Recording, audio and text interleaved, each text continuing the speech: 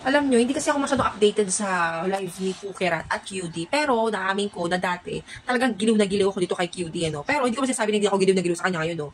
Giliw na giliw pa rin ako sa kanya. Pero nga dahil sa nangyari sa kanila ni QD, Pukerat, alam nyo, ang masasabi ko lang, wala akong kinakampihan. Kasi nakita ko naman yung pinaka-statement ng dalawa. So, gitna lang ako. Pero nga, may napansin lang talaga ako kay Pukerat. Sabi ko na nga, kasi ako may galing talaga ako, parang kumilatis, or tumingin, or umamoy, kahit hindi kita nakikita, or parang sa panahon ka rin nakita ko kung ano yung ugali meron ka, or parang personality. Napansin ko kay Pukerat, nung pumunta siya dito sa Manila, nung nagla-live siya sa, kay Queen Hera, na talagang ang problema sa kanya yung bibig niya Ayun talaga ang pinakaan sa kanya, matabil masyado ang bibig, matabil yung dila, matabil yung bibig, matabil yung dila ni Pukerat. Siguro hindi niya sinasadya na ganun talaga yung tabas ng bibig niya or tabas ng dila niya. Kasi may napanood ako one time sa live nila Perlas. Saka lalaki yun And then yung singkit, nakalimutan ko na kasi diba, like, updated. Pero pag sa mukha, saka si QD, andun din si QD alam ko. Parang may live sila, tapos may parang nag-roleplay ba sila? Basta may ganun sila na sistema na, may nasabi si Pukerat na kunyari siya yung anak, tapos nag-rape siya. Di ba parang, nagulat din ako na parang, naisip mo yun, yung parang ganun yung karakter mo, yung, kasi kunyari, anak mo ako nag-rape, na ganun.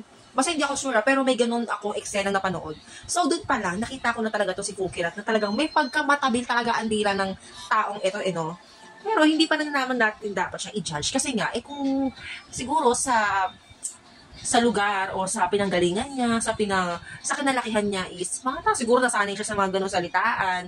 Talagang matabil talaga bunganga ni bakla. Parang prangka, or parang ang pangit ng joke niya, bad joke. Pareho lang naman sila ni QD. Di ba may mga ganon naman sila mga joke? Ano mga bakla? Di ba? Ganon naman talaga yung mga salitaan ng mga bakla. Pero, may napansin talaga kayo Pukerat na parang foul. May mga foul words siya. Ngayon, napapanood ko yung mga vlog nung kay Yobab. Talaga, di ba? Kahit si Yobab, makikita mo sa vlog nila Nis.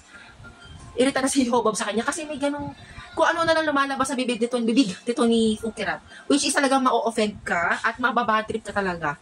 Diba? Pero, gano'n pa man, is wala tayong dapat kasi hindi natin alam talaga pinakatotoong or buong istorya na nangyari sa mag-best friend na to dati. Dating mag-best friend na to. So, ayun lang naman yung napansin ko. Tulad ngayon, sana dumating yung panahon or time or tamang panahon, tamang araw, na maging okay pa rin sila. Pero sana wag na yung maglabasan pa ng mga ba. Tama na yun, narinig na yung bawat statement ng isa't isa. Diba, matching ka pa.